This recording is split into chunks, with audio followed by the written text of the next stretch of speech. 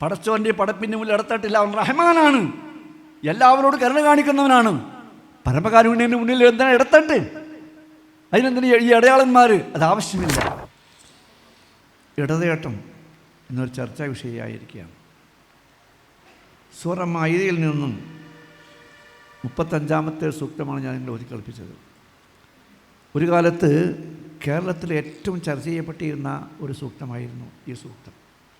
കാരണം ഇതിൽ കേരളത്തിലെ യാഥാസ്ഥികന്മാരും ഉൽപ്പതിഷ്ഠികളും തമ്മിൽ വലിയ അഭിപ്രായ വ്യത്യാസം വന്ന ഒരു കാര്യമാണത്. അതുകൊണ്ടാണ് ഞാൻ ആ സൂക്തം തന്നെ ഇവിടെ ഓതിക്കേൾപ്പിച്ചത്. ഇതിൽ പറയുന്നത് ജീവിത വിജയത്തിന് വേണ്ടി അള്ളാഹു 3 കാര്യങ്ങൾ നിർദ്ദേശിക്കുന്നു. ആ 3 കാര്യങ്ങളാണ്. അതിൽ ഒരു കാര്യത്തിലാണ് ഏറ്റവും വലിയ അഭിപ്രായ വ്യത്യാസമുണ്ടായത്. യാ അയ്യുഹല്ലദീന ആമനു, വിശ്വാസികളെ എന്നാണ് വിളിക്കുന്നത്, സത്യവിശ്വാസികളെ. ഇത്തഖുല്ലാഹ്, അള്ളാഹുവിനെ സൂക്ഷിക്കണം. അതിലാർക്കും അഭിപ്രായ വ്യത്യാസമില്ല. അള്ളാഹുവിനെ സൂക്ഷിക്കണം. ഇവിടെ സൂക്ഷിക്കണം എന്ന് പറയുമ്പോൾ ഇനി വേറെ കൽപ്പനയാണ് വരുന്നത്. ഒരു കൽപ്പന വരുന്നത് അതിൻ്റെ അപ്പുറത്ത് സൂക്ഷിക്കണം എന്ന് പറഞ്ഞാൽ നിരോധിച്ച കാര്യങ്ങളൊക്കെ വിട്ടു നിൽക്കണം എന്നാണ് പ്രത്യേകമായി മനസ്സിലാക്കേണ്ടത്. എന്തൊക്കെ അള്ളാഹു വിരോധിച്ചിട്ടുണ്ടോ അതൊക്കെ വിട്ടു നിൽക്കുക. അതിനാണ് സൂക്ഷ്മത വേണ്ടത്. രണ്ടാമതായി പറയുന്നതാണ് ഇനി വബ്തഗൂ ഇലൈഹിൽ വസീല, അള്ളാഹുവിലേക്ക് നിങ്ങൾ വസീല തേടണം. വസീല എന്താണ്? അതാണ് നമ്മുടെ വിഷയം. അവിടെയാണ് അഭിപ്രായ വ്യത്യാസമുണ്ടത്. മൂന്നാമത്തത്, ആ കാര്യത്തിൽ നിങ്ങൾ വെറുതെ ഇരിക്കാൻ പാടില്ല, അതിന് നിങ്ങൾ സമരം ചെയ്യണം. വജാഹിദു ഫീ സബീലിഹി, അള്ളാഹുവിൻ്റെ ഈ മാർഗത്തിൽ നിങ്ങൾ നല്ല ജിഹാദ് ചെയ്യണം. അതാണ് മുജാഹിദീങ്ങളുടെ ജിഹാദ്. ഇത് നിങ്ങൾക്കുണ്ടായാൽ ലഅല്ലക്കും തുഫ്ലിഹൂൻ, നിങ്ങൾ വിജയിക്കും. ഇതിൽ പറഞ്ഞ തഖ്വയുടെയും കാര്യം ജിഹാദിൻ്റെ കാര്യത്തിൽ പറയുന്ന മുമ്പ് ഈ വസീല എന്ന് പറഞ്ഞാൽ എന്താണ് വസീല? ഇവിടെ ഇടതേട്ടം എന്നുള്ള വിഷയമാണ്. ഇടതേട്ടം എന്ന് പറയുമ്പോൾ ഇന്ന് ചിലർക്ക് വിരളി പിടിക്കുകയാണ്. കാരണം ഇടതേട്ടം എന്ന് ആരെങ്കിലും പറഞ്ഞാൽ ഒരു ഇടതേട്ടം വേണ്ടതില്ല എന്ന് പറഞ്ഞാൽ വിരളി പിടിക്കുന്നു. കാരണം എന്താ? ഇടതേട്ടം ജീവിത ഒരു മാർഗമായി സ്വീകരിച്ചിരിക്കുന്നത്. അള്ളാഹുവിലേക്കുള്ള ഇടതേട്ടം അതൊരു ജീവിതമാർഗമായി ഒരു വിഭാഗം മതപുരോഹിതന്മാർ സ്വീകരിച്ചിരിക്കുന്നു. പക്ഷേ ആ ഇടതേട്ടം വേണോ വേണ്ടേ? അതിന് തെളിവുകളുണ്ടോ ഇല്ലേ? പരിശുദ്ധ ഖുർആനിൽ ഈ ആയത്താണ് ഇടതേട്ടത്തിന് തെളിവിരിക്കുന്നത്. പക്ഷേ ഇടതേട്ടം അത് ഏതൊക്കെയാണ് ഇടതേട്ടങ്ങൾ? ഒന്ന് തന്നെയാണോ? ഇവിടെ പറയുന്ന കാര്യം വബ്തഗൂ ഇലൈഹിൽ വസീല, നിങ്ങൾ അള്ളാഹുവിലേക്ക് വസീല, അത് ഇടയിൽ അതിനുള്ള മധ്യം, അതിൻ്റെ മാർഗം എന്താണോ അവനതിലേക്ക് അടുക്കാനുള്ള മാർഗം അത് നിങ്ങൾ സ്വീകരിക്കണം. അതാണ് വസീല എന്ന് പറഞ്ഞാൽ. ഒരു കാര്യം, ഒരു ലക്ഷ്യം നമ്മൾ വെച്ചാൽ ആ ലക്ഷ്യത്തിലേക്ക് അടുക്കാൻ ഉപയോഗിക്കുന്ന ഏതൊരു മാർഗമാണോ അത് വസീലയാണ്. അത് ഭൗതിക കാര്യത്തിനാണെങ്കിൽ ശരി, ദീനി കാര്യത്തിനാണെങ്കിൽ ഏത് കാര്യം ശരിയായി. അപ്പോൾ നമ്മൾ ജീവിത ഉപാധിയായി സ്വീകരിക്കുമ്പോൾ ഒരാൾ ജീവിക്കാൻ വേണ്ടി ഒരു തൊഴിൽ ചെയ്യുകയാണെങ്കിൽ ആ തൊഴിൽ അതിൻ്റെ വസീലയാണ്. ഒരു കുട്ടിയെ പഠിപ്പിക്കാൻ എന്തെങ്കിലും ചിത്രം കാണിച്ചുകൊണ്ടാണ് ആ കുട്ടിയേതാ ഇത് ഇന്നതാണ് ഫീൽ ആന എന്ന് പഠിപ്പിക്കുക, ആന ചിത്രം കാണിക്കുകയാണെങ്കിൽ അതൊരു വസീലയാണ്. അത് ഭൗതികമായ കാര്യങ്ങൾ ഞാൻ അത് വിട്, അതിൻ്റെ നിൽക്കുന്നില്ല. എന്നാൽ ഇതിൽ നല്ലതും ചീത്തയുണ്ടെങ്കിൽ അള്ളാഹുവിലേക്ക് അടുക്കാൻ അതിനെന്താണ് മാർഗം? അതാണ് വബ്തഗൂ ഇലൈഹിൽ വസീല. അള്ളാഹുവിനെ നിങ്ങൾ സൂക്ഷിക്കണം, അവനിലേക്ക് അടുക്കാനുള്ള വഴി മാർഗം നിങ്ങൾ അന്വേഷിക്കണം. ആ വസീല എന്താണ്? അള്ളാഹുവിലേക്കുള്ള വസീല അതിലൊന്ന്, അള്ളാഹുവിലേക്കുള്ള വസീല നമ്മൾ എന്താണോ സൽക്കർമ്മം ചെയ്യുന്നത് അത് തന്നെയാണ്. അവിടെ അഭിപ്രായ വ്യത്യാസം എന്നത് ഇവിടെ ഇപ്പോൾ സമസ്തയുടെ നേതാക്കന്മാരാണെന്ന് പറയുന്ന അവരുടെ മുമ്പത്തെ പൂർവ്വ നേതാക്കന്മാർ അവർ ഇതിനു വേണ്ടി ഒരു പുസ്തകം ഇറക്കിയിട്ടുണ്ട്. വസീല എന്ന് പറഞ്ഞാൽ രൂപം കാണുന്ന തടികൾ മാത്രമാകുന്നു എന്ന്. രൂപം കാണുന്ന ഇങ്ങനെയുമുണ്ട്, രൂപം തിരിയുന്ന ധൂപം തിരിച്ച് കാണുന്ന ദവാത്തുകളാകുന്ന തടികൾ, ഇത് മാത്രമാണ് അള്ളാഹുവിലേക്ക് അടുക്കാനുള്ള മാർഗം. അതാണെന്ന് മാത്രമല്ല, അത് മാത്രമാണ്. ഇത് കേവലം മക്കത്തെ മുശ്രിക്കുകളുടേതാണ് ഈ വസീല. രൂപം തിരിഞ്ഞ് കാണുന്ന തടികൾ മാത്രമാണ് അള്ളാഹുവിലേക്ക് അടുക്കാനുള്ളത്. അള്ളാഹുവിലേക്ക് അടുക്കാനുള്ള മാർഗം എന്താണ്? അള്ളാഹ് പറഞ്ഞു തരുന്നുണ്ട്. അള്ളാഹുവിലേക്ക് അടുക്കാന്ന് പറഞ്ഞാൽ അള്ളാഹു വളരെ അകലെ നിന്ന് അവനിലേക്ക് എന്തെങ്കിലും വഴിവെച്ചടുക്കുക എന്നല്ലല്ലോ. അള്ളാഹു നമ്മുടെ അടുത്തവനാണ്, ജീവനാടിയേക്കാൾ അടുത്തവനാണ്, നമ്മുടെ മനസ്സിൽ പറയുന്നവനാണ്. പിന്നെ അള്ളാഹുവിലേക്ക് അടുപ്പം എന്താണ്? അവൻ്റെ ഇഷ്ടത്തിലേക്ക് അടുക്കുക, അവൻ്റെ പ്രീതി നമ്മൾ സമ്പാദിക്കുക, അതിലേക്ക് അടുക്കാൻ. അതിനെന്താണ് നമ്മൾ ചെയ്യേണ്ടത്? അള്ളാഹു തന്നെ പറഞ്ഞു തന്നു. വമൻകാന യർജു ലിഖാ റബ്ബിഹി ഫൽയഅമൽ അമലൻ സാലിഹ. അള്ളാഹുവിനെ കണ്ടുമുട്ടണമെന്ന് ആരെങ്കിലും ആഗ്രഹിക്കുന്നുണ്ടോ? ആ കണ്ടുമുട്ടുക അവന് തൃപ്തിയോടുകൂടി ആവണമെങ്കിൽ നിങ്ങൾ അമൽ സാലിഹ് ചെയ്യണം. വമൻകാന യർജു ലിഖാ റബ്ബിഹി ഫൽയഅമൽ അമലൻ സാലിഹൻ, നിങ്ങൾ സൽക്കർമ്മങ്ങൾ ചെയ്യണം. വലാ യുശ്രിക് ബിഇബാദത്തി റബ്ബിഹി അഹദ, അള്ളാഹുവിന് ചെയ്യുന്ന ഇബാദത്തിൽ വേറൊരുത്തിന് പങ്കു ചേർക്കാതിരിക്കണം. പങ്കു ചേർത്താൽ അതുകൊണ്ടൊരു കാര്യമില്ല. അപ്പോൾ അള്ളാഹുവിൽ പങ്കു ചേർക്കാതെ അവനിലേക്ക് അടുക്കാനുള്ള മാർഗം സൽക്കർമ്മങ്ങളാണ്. പിന്നെ നമുക്ക് ഈ സൽക്കർമ്മങ്ങൾ എല്ലാ സൽക്കർമ്മങ്ങളും അള്ളാഹുവിലേക്ക് അടുക്കാനുള്ളത് തന്നെയാണ്. അള്ളാഹുവിലേക്ക് അടുക്കുമ്പോൾ നമ്മളായിത്തീരൽ എന്താണ്? അള്ളാഹുവിൻ്റെ അടുത്തവർ. അതിന് ഔലിയാക്കൾ എന്നാണ് പറയുക, അള്ളാഹുവിൻ്റെ അടുത്തവർ. അപ്പോൾ അള്ളാഹുവിലേക്ക് അടുക്കുന്ന കർമ്മങ്ങൾ ചെയ്യുന്നവരെല്ലാം അള്ളാഹുവിൻ്റെ ഔലിയാക്കളാണ്. ഒരാൾ അള്ളാഹുവിൻ്റെ ഔലിയാവുന്നില്ലെങ്കിൽ പിന്നെ അള്ളാഹുവിൻ്റെ അതുവാണ് അവൽ. ഒലിയ് എന്നതിൻ്റെ ബഹുവചനമാണ് ഔലിയ.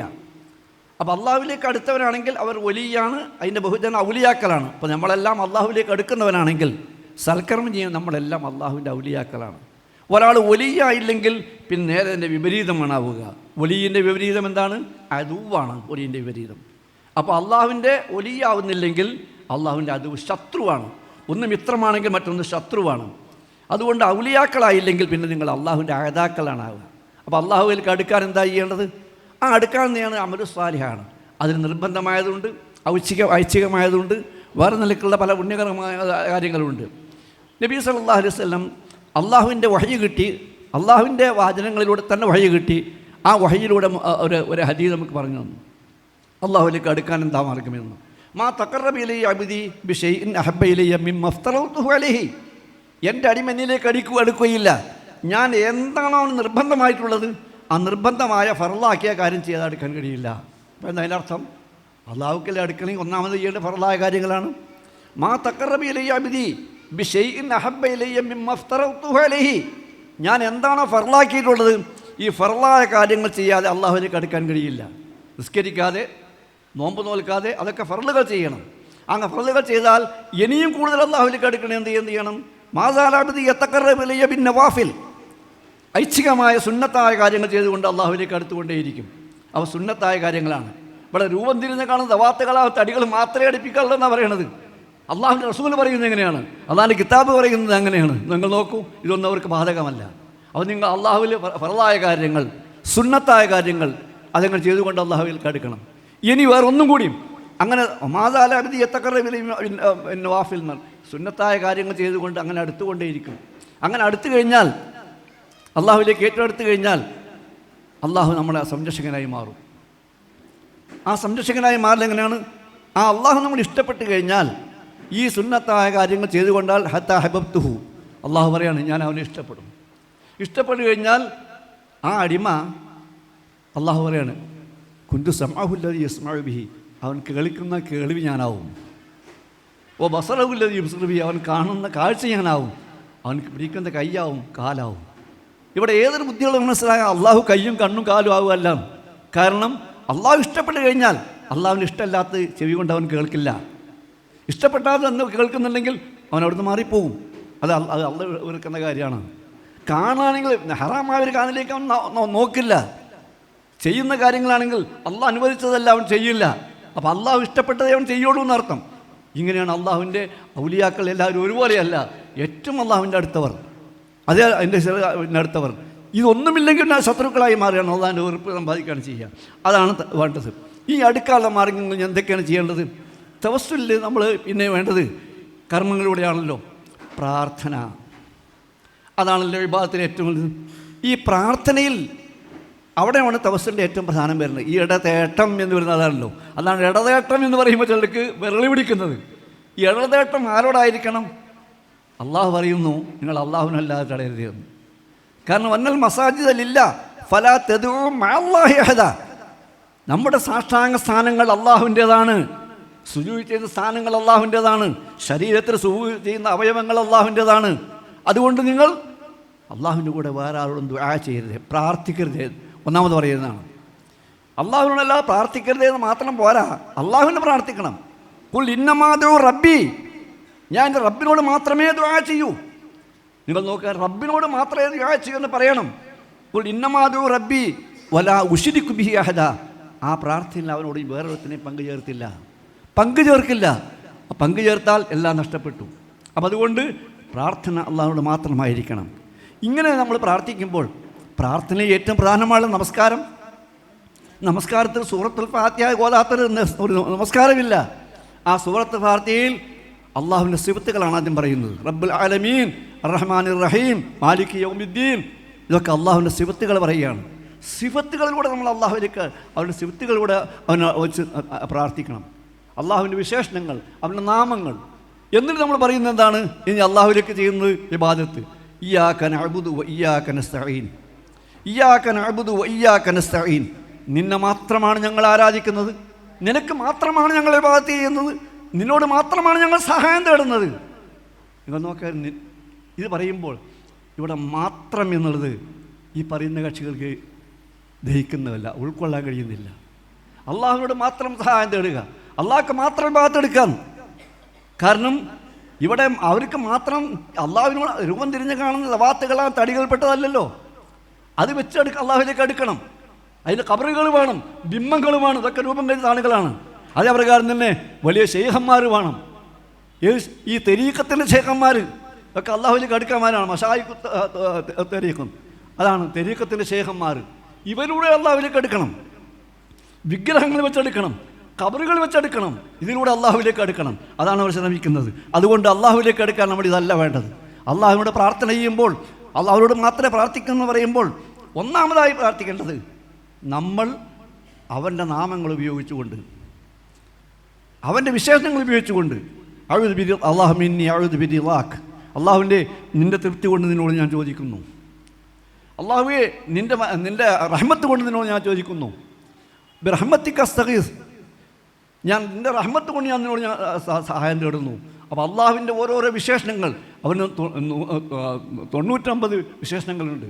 അവൻ്റെ നാമങ്ങളായി വിശേഷണങ്ങളായി അതിൽ വെച്ച് ഓരോന്നും യാ റഹ്മാൻ യാ റഹീം റബ്ബനായി ആ നിലക്ക് റബ്ബിനെ വിളിച്ചുകൊണ്ട് നമ്മൾ അള്ളാഹുവിനെ അവൻ്റെ നാമങ്ങളും അവൻ്റെ വിശേഷണങ്ങളും വെച്ചുകൊണ്ട് അള്ളാഹുവിനോട് തേടുന്നു. അതാണ് തവസ്സുൽ ഒന്ന്. അപ്പോൾ തവസ്സുൽ ഒന്ന് അള്ളാഹുവിൻ്റെ വിശേഷണങ്ങളും അവൻ്റെ നാമങ്ങളും വെച്ചുകൊണ്ട് അവനോട് ചോദിക്കുക. ഇത് വെച്ച് ഒരുപാട് ഹദീസുകളും അതിൻ്റെ പ്രാർത്ഥനകൾ വന്നിട്ടുണ്ട്. അത് കഴിഞ്ഞാൽ പിന്നെ നമുക്ക് ചെയ്യാനുള്ളത് നമ്മുടെ സൽക്കർമ്മങ്ങൾ വെച്ച് അള്ളാഹുവിനോട് ചോദിക്കുക. നാം ചെയ്ത സൽക്കർമ്മങ്ങൾ, എന്തെങ്കിലും ഇടങ്ങേറ് വന്നാൽ പ്രാർത്ഥിക്കുന്ന സമയത്ത് നമ്മൾ അതാണ് ദുആ ചെയ്തുകൊണ്ടിരിക്കുകയാണ്. അവൻ്റെ നാമങ്ങൾ വിശേഷങ്ങൾ പ്രാർത്ഥിക്കുമ്പോൾ തന്നെ നമ്മൾ വല്ല സൽക്കർമ്മങ്ങളുണ്ടോ, ആ സൽക്കർമ്മങ്ങൾ ചോദിച്ചാൽ അതൊരു തവസ്സുലാണ്. വലിയ ഒരുപാട് സംഭവങ്ങളും കഥകളും ഇതിൽ പറയാനുണ്ട്. 3 ആൾ ഒരു ഗുഹയിൽ കുടുങ്ങിയ സംഭവം ഹദീസുകൾ നമുക്ക് കേൾക്കുന്നതാണ്. 3 ആൾ ഒരു ഗുഹയിൽ കുടുങ്ങി. അവർ പോയി ഗുഹയിൽ അഭയം തേടിയതാണ്. പക്ഷേ ഒരു കല്ല് വന്ന് ഗുഹ അടഞ്ഞു. പുറത്തു പോകാൻ രക്ഷയിൽ ഒരു മാർഗവുമില്ല. എന്താണ് ചെയ്യേണ്ടത്? അവർക്ക് ഇത് പുറത്ത് കിടക്കാൻ വലിയൊരു പാറയാണ്, ഒന്നും അവർക്ക് ചെയ്യാൻ കഴിയില്ല. എന്താണ് മാർഗം? അവർ 3-4 മടുകൾ വർത്താനം പറഞ്ഞു. ഒരു മാർഗവുമില്ല. നമ്മളിതിൻ്റെ ഉള്ളിൽ നിന്നറിയുന്ന ഒരു ലോകത്ത് ആരും അറിയില്ല, പടച്ചതമ്പുരാൻ മാത്രമേ അറിയുള്ളൂ, വേറെ ആർക്കും ഇത് അറിയില്ല. അതുകൊണ്ട് അവൻ മാത്രം രക്ഷിച്ചു തരണം. അതിനെന്താ ചെയ്യേണ്ടത്? അവന് വേണ്ടി നമ്മൾ ചെയ്ത വല്ല സൽക്കർമ്മങ്ങളുണ്ടോ, ആ സൽക്കർമ്മങ്ങൾ വെച്ച് നമ്മളതിനോട് ചോദിക്കാം. നിങ്ങൾ ആരെങ്കിലും നിങ്ങൾ ചെയ്ത സൽക്കർമ്മങ്ങളെ ഒന്നെക്കുറിച്ച് ആലോചിക്കൂ. അങ്ങനെ 3 ആളും ആലോചിച്ചു. ഒരാൾ പറഞ്ഞു, ഞാൻ എൻ്റെ മാതാപിതാക്കളെ വളരെ സ്നേഹിക്കുന്നു, ബഹുമാനിക്കുന്നു, അവർക്ക് വേണ്ടിയാണ് ഞാൻ എല്ലാം ചെയ്യുന്നത്, അതൊരു പുണ്യകർമ്മമാണെന്ന് ഞാൻ വിചാരിക്കുന്നത്. ആ പുണ്യകർമ്മത്തിൽ വലിയ സാഹസങ്ങൾ ഞാൻ ചെയ്തു വന്നിട്ടുണ്ട്. അത് ആ കാര്യങ്ങൾ അവർ വന്ന് അപ്പോൾ അവർക്ക് ശരിക്കും ആഹാരം കൊടുക്കാനും, അവർ വന്ന് അവർ ഭക്ഷണം കഴിക്കാതെ എൻ്റെ കുട്ടികൾക്ക് കൂടി ഭക്ഷണം കൊടുക്കില്ല, അങ്ങനെയുള്ള അത്രയും അവർക്ക് വേണ്ടി ഞാൻ ചെയ്തിട്ടുണ്ട്. ഇതൊരു സൽക്കർമ്മമാണ്, വേറൊന്നും ഞാൻ ഉദ്ദേശിച്ചിട്ടില്ല. റബ്ബേ, നീ സ്വീകരിക്കുന്ന സൽക്കർമ്മമാണെങ്കിൽ ഞങ്ങളെ ഇത് രക്ഷപ്പെടുത്തി തരണേ. ഒരുത്തിൻ്റെ പ്രാർത്ഥന അതാണ്. 3 ആൾക്കും വേണ്ടി. പക്ഷേ ആ പാറയ്ക്ക് ഒരു ചലനം ഈ പ്രാർത്ഥന കൊണ്ട്. 2ാമത്തെ ആൾ, അയാൾ എന്താ കണ്ടത്? അയാളൊന്നും അല്ല, അയാളിങ്ങനെ കണ്ട് ജീവിതത്തിൽ വിനിയോഗിക്കുമ്പോൾ അയാൾക്ക് ഏറ്റവും ഇഷ്ടപ്പെട്ട പ്രേമഭാചനം ഉണ്ടായിരുന്നു. തൻ്റെ പിതൃവ്യൻ്റെ പുത്രിയാണ്, എളാപ്പാൻ്റെ മൂത്താപ്പാൻ്റെ വാപ്പാൻ്റെ സഹോദരൻ്റെ മോള്. അറബികൾക്ക് മുറപ്പെണ്ണെന്ന് പറയുന്നതാണ്. പക്ഷേ അവന് വളരെ ഇഷ്ടമായിരുന്നു. പക്ഷേ വിവാഹം കഴിക്കാൻ വലിയ താല്പര്യം ഉണ്ടായിരുന്നില്ല. എന്നാൽ അവളുമായി ബന്ധപ്പെടും വേണം. അവളാണെങ്കിൽ നല്ല മതബോധമുള്ള സ്ത്രീയും. ഇങ്ങനെ അവളോട് ബന്ധപ്പെട്ട് സംസാരിച്ച അവൾ പറഞ്ഞു, ഞാൻ ഒരിക്കലും അനുവദിക്കില്ല. പക്ഷേ അവൾക്കൊരു വിഷമഘട്ടമെന്നോ സാമ്പത്തികമായ ഒരു പരാധീനമുണ്ടായപ്പോൾ ഇവനോട് സഹായം ചോദിച്ചു. അവൻ പറഞ്ഞു, നിനക്ക് വേണ്ടത് ഞാൻ തരാം, എന്താ നിനക്ക് വേണ്ടത്? പക്ഷെ ഞാൻ പറയുന്ന സ്ഥലത്ത് ഞാൻ പറയുന്ന മാതിരി നീ എത്തണം. അങ്ങനെ ചെയ്യാം. അങ്ങനെ ഒരു സ്ഥലത്ത്, ഒരു ഒഴിഞ്ഞ സ്ഥലത്തേക്ക് അവളെ വിളിച്ചു. അവളുടെ ജീവിതത്തിൻ്റെ കാര്യമാണ്, ആവശ്യമുള്ള കാര്യമാണ്. അങ്ങനെ തന്നെ പറഞ്ഞ മാതിരി തന്നെ അവൻ ചെന്ന ആ നിലയ്ക്ക് അവൻ്റെ അടുത്ത് ചെന്നു. അവർ 2 പേരും ഒറ്റക്കാണ്, ഒന്നുമില്ല. പക്ഷെ അവൻ അവൻ്റെ ആ കുബുദ്ധി പ്രവർത്തന രംഗത്തേക്ക് വരുന്നു എന്ന് കണ്ടപ്പോൾ അവൾ ഉടനെ പറഞ്ഞു, ഇത്തക്കില്ല, അള്ളാഹുവിനെ സൂക്ഷിക്കണം കേട്ടോ.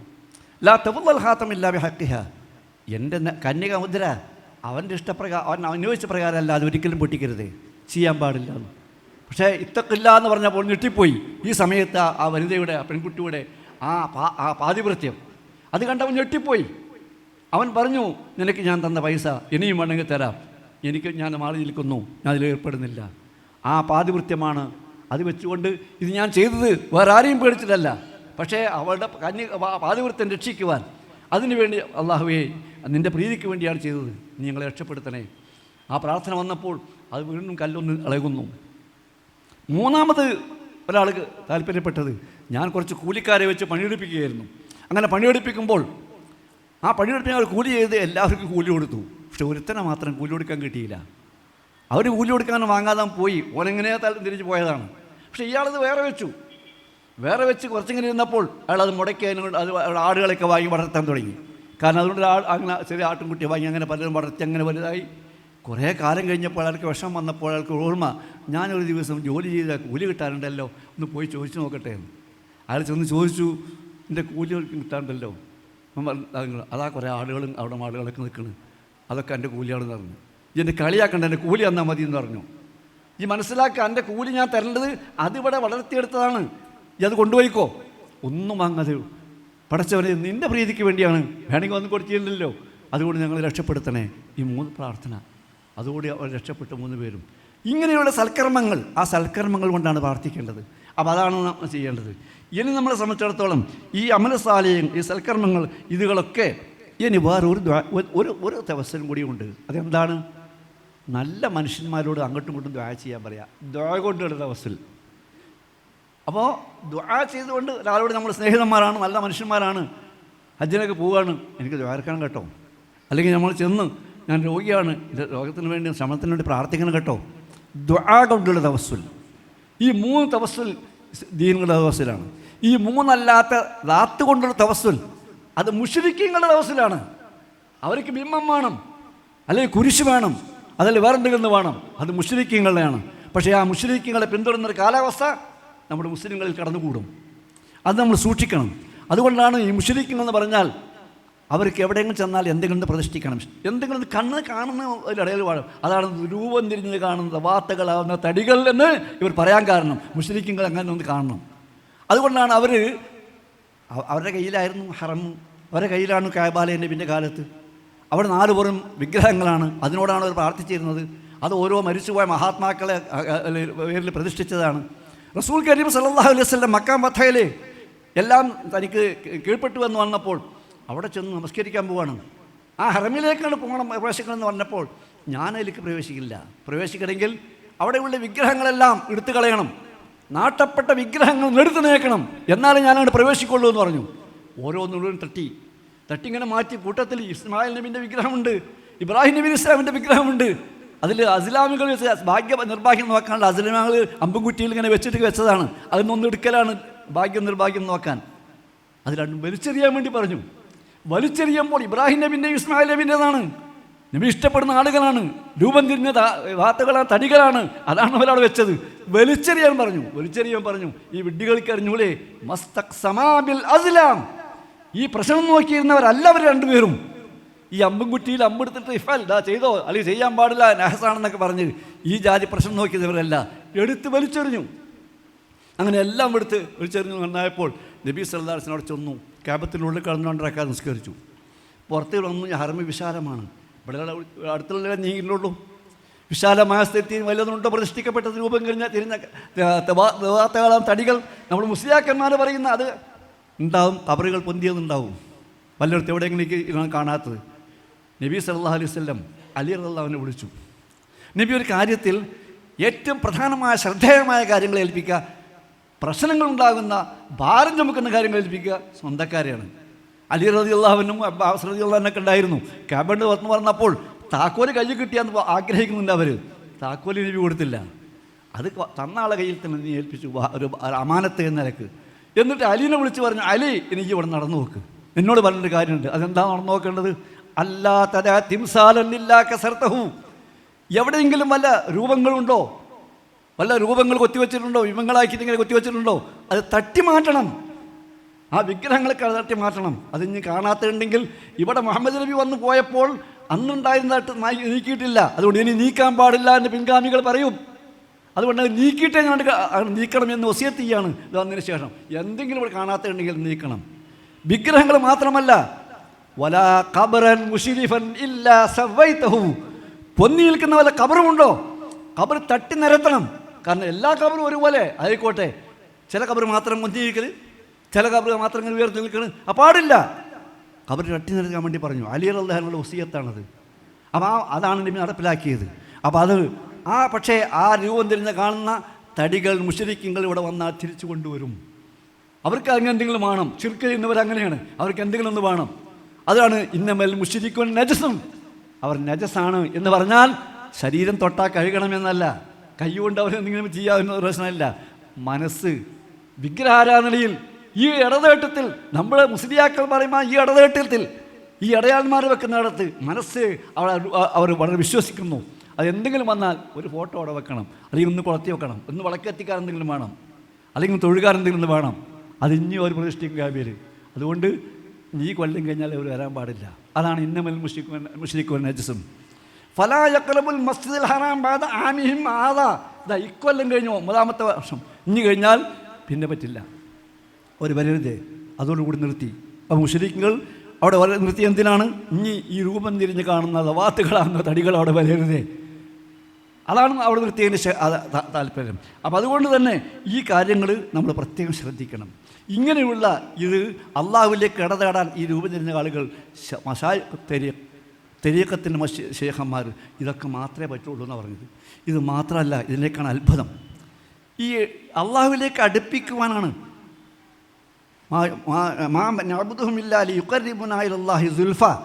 എന്നാണ് മുശ്രിക്കുകൾ പറഞ്ഞത്. ഞങ്ങൾ ഇവർക്ക് ഭാഗത്തെടുക്കുന്നത് ശരിക്ക് ഭാഗത്തെടുക്കല്ല, ഞങ്ങൾ ശരിക്ക് ചെയ്യുന്ന അള്ളാഹുവിനാണ്. പക്ഷേ ഇവർ അള്ളാഹുവിലേക്ക് എത്തിച്ചേരും, അള്ളാഹുവിലേക്ക് അടുപ്പിക്കും. അതിനു വേണ്ടിയാണ് ഈ ബാത്ത് ചെയ്യുന്നത്, അതിനാണ് ഇവർ ഈ ബാത്ത് ചെയ്യുന്നതാണ് പറയുന്നത്. ഇതന്നെ നമ്മുടെ മുസ്ലിയാക്കൻ പറയുന്നത്, ഇവരൊക്കെ അള്ളാഹുവിലേക്ക് അടുപ്പിക്കാൻ വേണ്ടിയാണെന്ന്. പക്ഷേ അള്ളാഹുവിലേക്ക് അടുപ്പിക്കാൻ വേണ്ടി എന്ന് പറയുമ്പോൾ നമ്മളൊരു കാര്യം അവിടെ മനസ്സിലാക്കേണ്ടതുണ്ട്. ഇവർ എങ്ങനെ അള്ളാഹുവിലേക്ക് അടുപ്പിക്കും, ഏത് രൂപത്തിലാണ് നമുക്ക് അള്ളാഹുവിലേക്ക് അടുപ്പിക്കാൻ സാധിക്കുക? അപ്പോൾ അതിന് ഒരു കാര്യം, ഇവരൊക്കെ വലിയ അടുത്തവരാണല്ലോ, അവരിങ്ങനെ കൂട്ടിക്കൊണ്ടുപോകും. പക്ഷെ ഒരു കാര്യം, അവരോട് പ്രാർത്ഥിക്കുക, അവരോട് ദുആ ചെയ്യുക. ആ ദുആ അവർക്ക് അള്ളാഹു അത് കൊടുത്തും.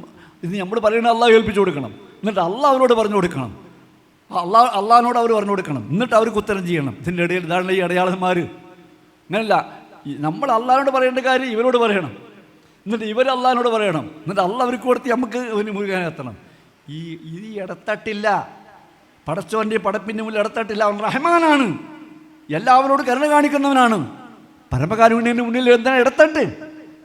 അതിനെന്തിനാ ഈ അടയാളന്മാർ? അത് ആവശ്യമില്ല, അതുകൊണ്ട് അത് വേണ്ടില്ല. അപ്പോൾ ആ നിലക്ക് അള്ളാഹുവിനോട് നേരിട്ട്, അതായത് റബ്ബക്കും, നിങ്ങൾ റബ്ബിനോട് പ്രാർത്ഥിക്കുക. തളർവൻ വഹ്ഫിയ, വിനയത്തോടു കൂടി സ്വകാര്യമായി പടച്ചനോട് നിങ്ങൾ ചോദിക്കുന്നു. അല്ല, ആ തേത്തതു അതിക്രമത്തിലേക്ക് പോകരുത്. ഇതാണ്, പോയാൽ ക്രമം തെറ്റിയാൽ അതിന് യാതൊരു ഫലമുണ്ടാവില്ല. അപ്പോൾ അതാണ് ശരിക്കും നാം മനസ്സിലാക്കേണ്ടത്. പക്ഷേ ഇവർക്ക് ഇടത്തട്ട് എവിടെയൊക്കെ വേണമെന്നറിയോ? അള്ളാഹുവിലേക്ക് ഇടത്തട്ട് വേണം, ഈ ഇടത്തട്ടിലേക്ക് ഇടത്തട്ട് വേണം. ഈ അടയാളന്മാരിലേക്ക് അടയാളന്മാർ. ഇവിടെ നമ്മുടെ കൂട്ടത്തിൽ ഇപ്പോൾ നമ്മുടെ ഇവരൊക്കെ പറയുമ്പോൾ ഇവർ ആദ്യം മക്കത്ത് മുശ്രിക്കുകളെ പറ്റിയാണ് പറയുന്നത്. ഈ മുശ്രിക്കുകളുടെ മാതിരി തന്നെയാണ് വേദക്കാരും പിന്നീടായിത്തീർന്നത്. തൗഹീദിൻ്റെ ആളുകളാണ് അവർ, ലാ ഇലാഹ ഇല്ലല്ലാഹ് അംഗീകരിക്കുന്നവരാണ് അവർ. അവരെ നമ്മൾ തൗഹീദിലേക്ക് ക്ഷണിക്കുകയാണ്. യാ അഹ്ലൽ കിതാബ് തആലൂ ഇലാ കലിമത്തിൻ സവാഇൻ ബൈനനാ വബൈനക്കും.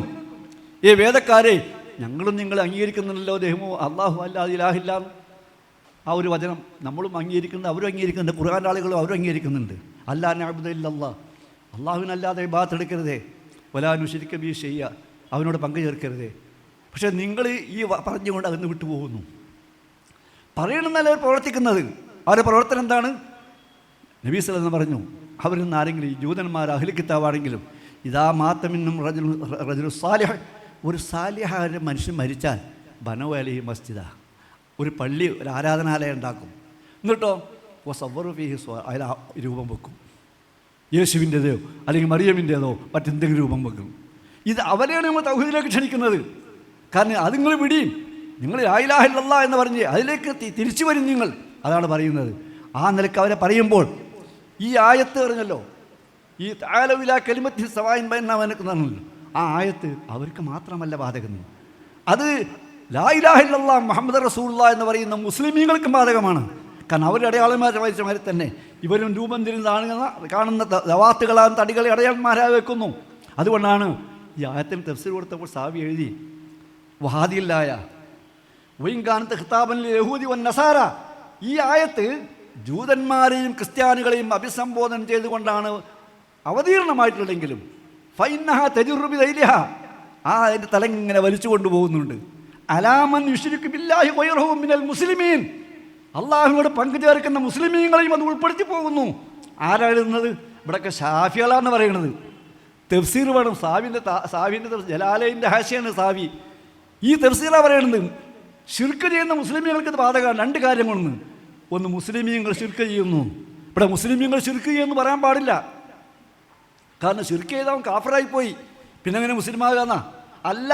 ലാ ഇലാഹ ഇല്ലല്ലാഹ് മുഹമ്മദുർ റസൂലുള്ളാഹ് എന്ന് പറയുന്നവരും ഇസ്ലാംകാരും ഈമാൻകാരും വിശ്വസിക്കുന്നവരും അവർ ശിർക്ക് ചെയ്യുന്നു. ശിർക്ക് എന്ന മഹാപാപം ചെയ്യുന്നു. നമ്മളെ അവരെ മോചിപ്പിക്കാൻ വേണ്ടി അവരെ പറഞ്ഞു കൊടുക്കുകയാണ്, ശിർക്കാണ് നിങ്ങൾ ചെയ്യുന്നത്, നിങ്ങൾ തൗബ ചെയ്യണം. പക്ഷേ മുസ്ലിയാക്കൾ ചെയ്യുന്നു, നിങ്ങൾ ശിർക്കല്ല ചെയ്യുന്നത്. പിന്നെ അവർക്ക് തൗബ ഉണ്ടാവുമോ? ഈ മുസ്ലിമീങ്ങളെ നരകത്തിലേക്ക് കൊണ്ടുപോകാനാണ് ഇവിടെ ഈ പ്രബോധനം. കാരണം ഇവർ ഈ ശിർക്ക് ചെയ്യുന്നവർ അവർക്ക് തൗബ ഇല്ലാതിരിക്കണം. അവരെ ശിർക്കോടുകൂടി ആ മഹാപാപം ചെയ്ത് അവർ മരിക്കണം. എന്നിട്ട് ശിർക്കിൽ വേണമെങ്കിൽ ഒരു വർഗീയത വെക്കുമാണ് അവർ. വർഗീയത ശിർക്കിൽ, അതായത് ഇങ്ങനെ ചെയ്യുന്ന കൂട്ടത്തിൽ ലാ ഇലാഹ ഇല്ലല്ലാഹ് മുസ്ലിമീങ്ങൾ ശിർക്ക് വരില്ല എന്ന് പറഞ്ഞാൽ പിന്നെ ഒന്നും ചെയ്യില്ലേ? ഗുരുവായൂരിൽ പോയി തുലാഭാരം നടത്തിയൊരു മുസ്ലിം അബൂബക്കറാജി നിസ്കരിക്കുന്ന ആളാണ്, ആജിയലാണ്, നോമ്പോൽക്കുന്ന ആളാണ്.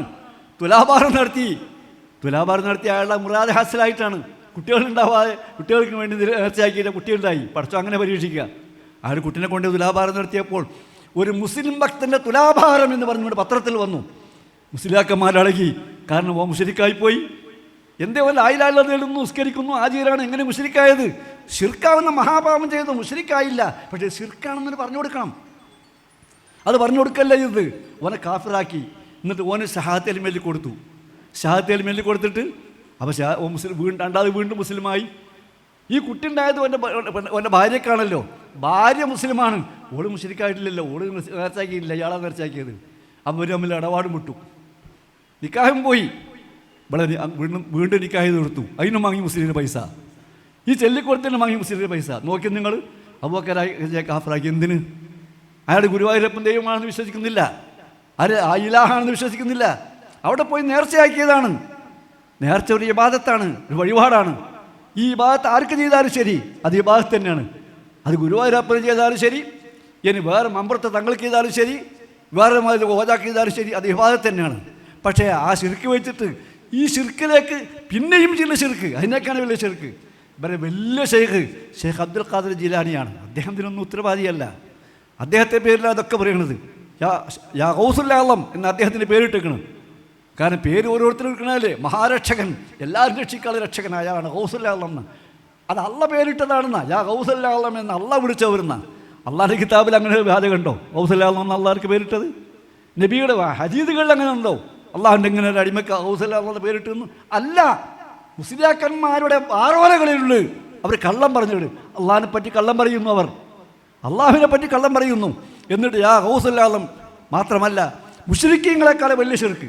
മുശ്രിക്കീങ്ങൾ ശിർക്ക് ചെയ്യുന്ന ലാത്തക്കും ഇസ്സക്കും ആരാധിക്കുന്നവർ യുദ്ധത്തിലേക്ക് പ്രവേശിക്കുമ്പോൾ അവരിതൊന്നും സഹായിക്കില്ല. അപ്പം അവർ പറയും, പടച്ചവനെ, ഞങ്ങൾ രണ്ട് കക്ഷികളാണ്, ഈ കാബത്തിൻ്റെ ഉടമയായ നാഥ, ഈ രണ്ട് കക്ഷികൾ ഞങ്ങൾ ആരാണ് ഹൈർ? ഞങ്ങളല്ലേ, ഞങ്ങളെ സഹായിക്കണം. ഞങ്ങൾ ഈ രണ്ട് കക്ഷികളുടെ കൂട്ടത്തിൽ ആരെ? റബ്ബിനോടാണ് സഹായം തേടുന്നത്, ലാത്തനോടല്ല, ഉസ്സനോടല്ല, റബ്ബിനോട്. ആര്? മുശ്രിക്കീങ്ങൾ സഹായം തേടുന്നത്. വിഷമങ്ങൾ വന്നാൽ അങ്ങനെയാണ്. കടലിൽ യാത്ര ചെയ്യുകയാണെങ്കിൽ അപ്പോഴും തന്നെ കപ്പലിൽ രക്ഷയില്ലാന്ന് കണ്ടാൽ മുഖ്ലിസീന ലഹുദ്ദീൻ ഖുർആൻ പറയാണ്, നിഷ്കളങ്കമായ റബ്ബിനോട് അവർ പ്രാർത്ഥിക്കും ഈ മുശ്രിക്കീങ്ങൾ. പക്ഷേ ഈ മുസ്ലിയാക്ക് ഈ ഇടനേട്ടത്തെപ്പറ്റി, ഈ ഇടയാളന്മാരെ വെക്കുന്നതിനെ പറ്റിയും ബാധിക്കുന്ന ഈ മുസ്ലിയാക്കന്മാർ എന്ത് വിഷമം പ്രതിസന്ധി ഉണ്ടായാലും വലിയ ഇടനേട്ടം. നിങ്ങൾ നോക്കായിരുന്നോ? ഞാൻ ഇവിടെ കോട്ടപ്പുറം എന്ന സ്ഥലമാണല്ലോ ഇവിടെ കോട്ടപ്പുറം.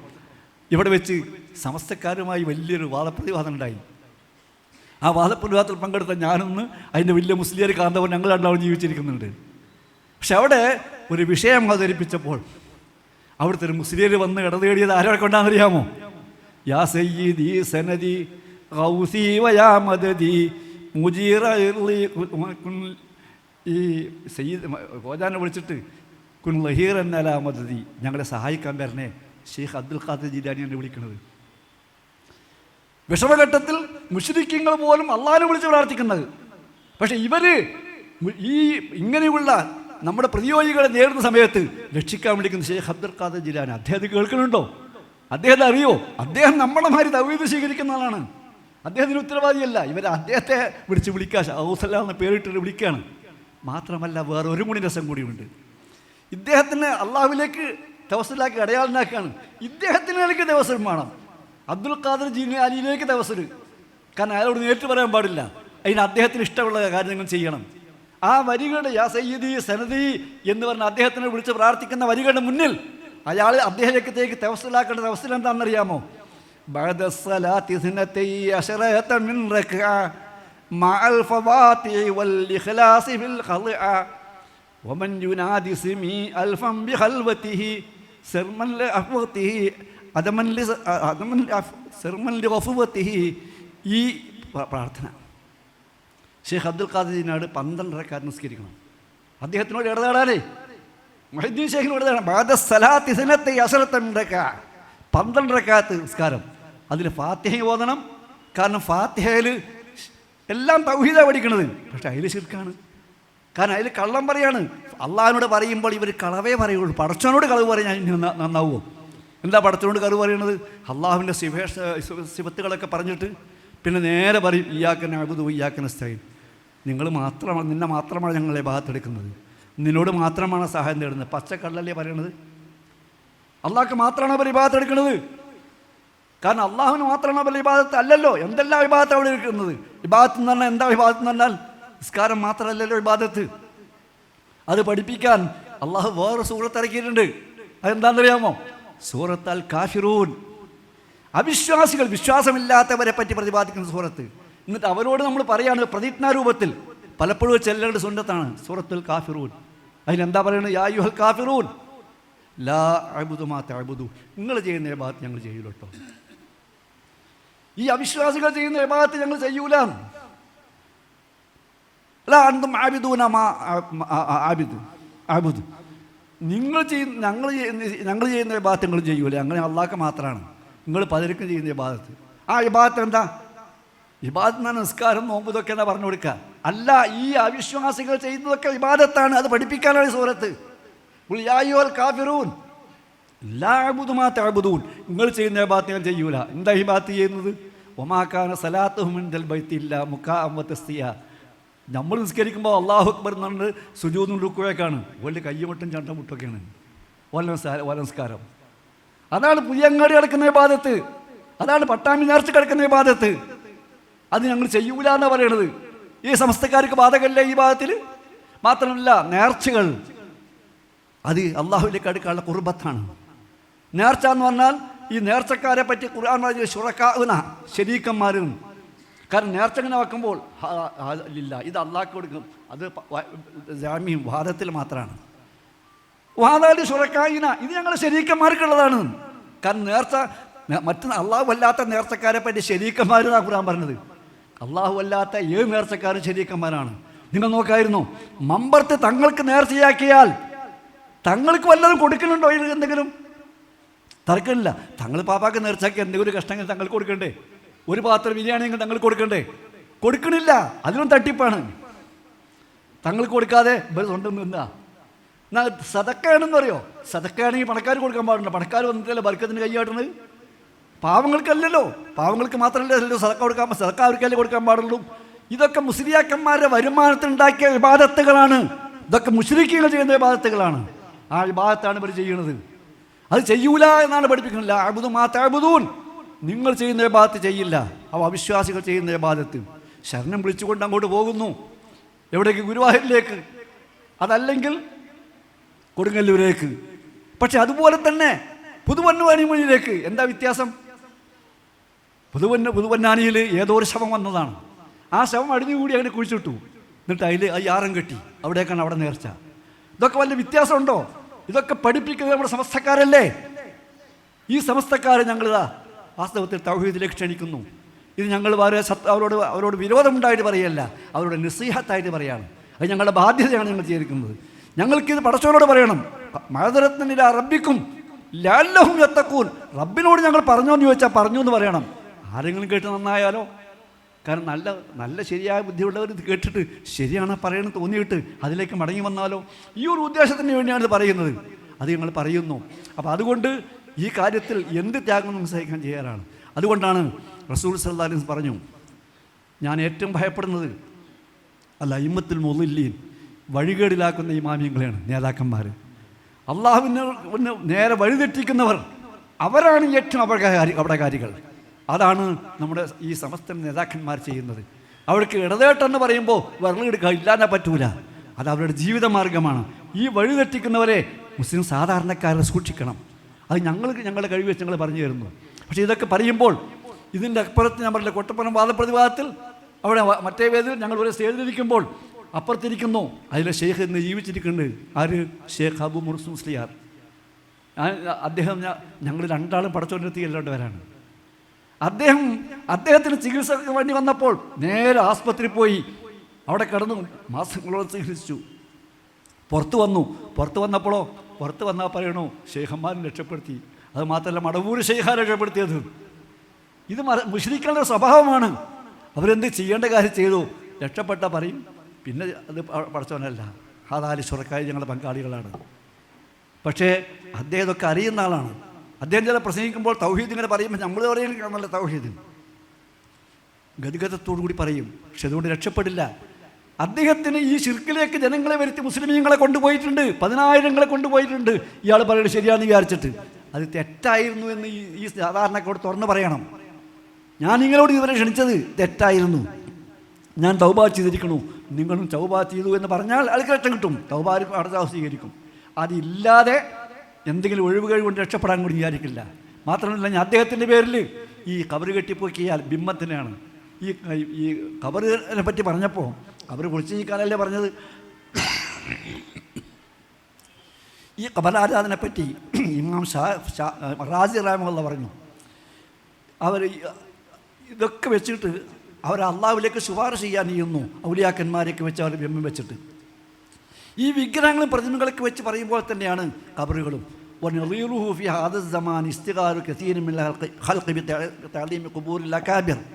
ഈ ബിംബങ്ങളെപ്പോലെ ഇമാം റാസി പറയാണ്, ഈ ബിംബങ്ങളെപ്പോലെ തന്നെയാണ് ഇന്ന് ചില പടപ്പുകൾ കബറ് കെട്ടിപ്പോക്കുന്നത്. കബറ് കെട്ടിപ്പോക്കുന്നത് എന്തിനു വേണ്ടിയിട്ട്? എന്നിട്ട് ആ കബറ് മൂടുന്നു. അത് ഇതിൻ്റെ വിവാദത്തെയാണ്. എന്തിന്? അൽ-ഇഅ്തിഖാദി ഇദാ അള്ളമു ഖുബൂറഹും ഫഇന്നഹും യകൂനൂന ശുഫാഅ ഇൻദല്ലാഹ്. ഈ കബറിന്ന് മാലയിട്ട് ബഹുമാനിച്ചാൽ, അല്ലെങ്കിൽ കബറ് മൂടി മമ്പറം മൂടലാണ്. അതേ അവസരത്തിൽ അജ്മീറിന് മാലയിടലാണ്. ഈ മൂടിയ തുണി തന്നെ പിന്നെയും വരും, അവിടുത്തെ ആ മാലയുടെ അപ്പുറം വരും. അതിനൊക്കെ പ്രത്യേക വിലയാണ്. എന്നിട്ട് ഈ ഇതങ്ങനെ ഇട്ടാൽ, ഇങ്ങനെ ഞങ്ങൾ ബഹുമാനിച്ചാൽ ഞങ്ങൾക്ക് വേണ്ടി ശുപാർശ ചെയ്യുന്നതാണ് അവർ അള്ളാഹിനെടുക്കൽ. അതേ വിശ്വാസ ബിംബങ്ങൾക്കുള്ളത് അതിലേക്കല്ലേ കൊണ്ടുപോകുന്നത്. എന്നിട്ട് ഇയ്യാക നഅ്ബുദു വഇയ്യാക നസ്തഈൻ, ഞങ്ങൾ അള്ളാഹിനാണ് സഹായം തേടുന്നത് പറയുകയും ചെയ്യും. അള്ളാഹിനോട് തന്നെ കളവ് പറയും. പിന്നെ എങ്ങനെ ഈ സമുദായം നന്നാവുക? അതുകൊണ്ട് ഈ സമുദായം, ഇന്ന് മുസ്ലിം സമുദായം ഒരു ന്യൂനപക്ഷമാണല്ലോ. ഈ ന്യൂനപക്ഷത്തിലെ നിങ്ങൾ പാപികളുടെ എന്തെല്ലാം തമ്മാടിത്തങ്ങൾ ചെയ്യുന്നു, കള്ളുടിയന്മാർ, പെണ്ണുപിടിക്കുന്നവർ, അതുപോലെ തന്നെ കൊലയാളികൾ, കള്ളന്മാർ, ഇങ്ങനെയൊക്കെ എണ്ണം നോക്കിയാൽ മുസ്ലിങ്ങൾ ന്യൂനപക്ഷമല്ലല്ലോ. ഇത്രയും മുസ്ലിങ്ങളെ പാപത്തിലേക്ക് കൊണ്ടുപോകാനുള്ള പ്രചോദനം എന്താണ്? മുസ്ലിയാക്കളാണ്. അവരൊക്കെ ഏത് മദ്രസയെ പഠിച്ച് ചോദിച്ചു നോക്കി നിങ്ങളധികവും. അവരുടെ വിദ്യാഭ്യാസം അതാണ്. കാരണം നിങ്ങൾ നന്നാവണമില്ല, ഞങ്ങൾ നന്നായാൽ മതി. നിങ്ങൾ ഏത് രൂപത്തിൽ പോയി ജീവിതം ശരി, ഇവിടെ കൊണ്ട് വന്നു കഴിഞ്ഞാൽ ഞങ്ങൾ ഒരു 70,000 ദിക്കറാണ് ചെല്ലും. അടുത്ത ആഴ്ച ദിക്കറാട്ടോ. ഈ 70,000 ദിക്കറാണ് ചെല്ലിയാൽ നിങ്ങളെ സ്വർഗത്തിൽ കണ്ടു പോവും. പിന്നെ ഒരു നന്നാവണോ? മാത്രമല്ല, ഈ മാലെന്ന് പാടിക്കൾ എൻ്റെ മുരീദികൾ നല്ലവരല്ലെങ്കിൽ എപ്പോഴും നല്ലവൻ ഞാനാണ്, പിന്നെ എന്തിനാ നന്നാവണം? ഇത് പറഞ്ഞു കൊടുത്തവൻ നന്നാവണോ? ഈ ആശയമല്ലേ ഇത് മദ്രസയിൽ നിന്ന് പഠിപ്പിക്കുന്നതല്ലേ ഈ മുസ്ലിങ്ങൾ ഇവിടേക്ക് എത്തിച്ചത്? ഇതൊന്ന് മാറാൻ തയ്യാറില്ലേ നിങ്ങൾ? ഇതിൻ്റെ ഉത്തരവാദിത്തം നിങ്ങൾ വഹിക്കേണ്ടി വരും. ഞങ്ങൾക്ക് പറയാനുള്ളത് ഞങ്ങൾ പറഞ്ഞിരിക്കുന്നു, അതാണ് ഞങ്ങൾക്ക് പറയാനുള്ളത്. അതുകൊണ്ട് ഈ ഇടതേട്ടത്തിൻ്റെ ഗൗരവം നിങ്ങൾ മനസ്സിലാക്കണം. ഇത് മനസ്സിലാക്കി നിങ്ങളതിൽ നിന്ന് മാറി ശരിക്കും ദീനിലേക്ക് തിരിച്ചു വരണം. അതാണ്. ഇതല്ലെങ്കിൽ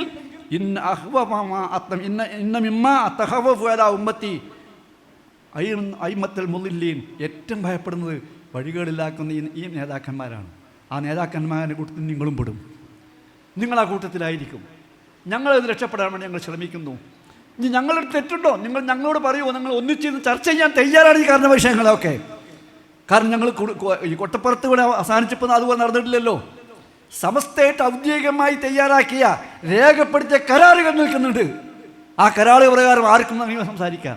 പക്ഷേ ഇതൊക്കെ പറഞ്ഞ ഇടതേട്ടെന്ന് പറയുമ്പോൾ അല്ലെങ്കിൽ ഇടയാളന്മാരാക്കാന്ന് പറയുമ്പോൾ വിരലെടുത്തൊരു കാര്യമല്ല.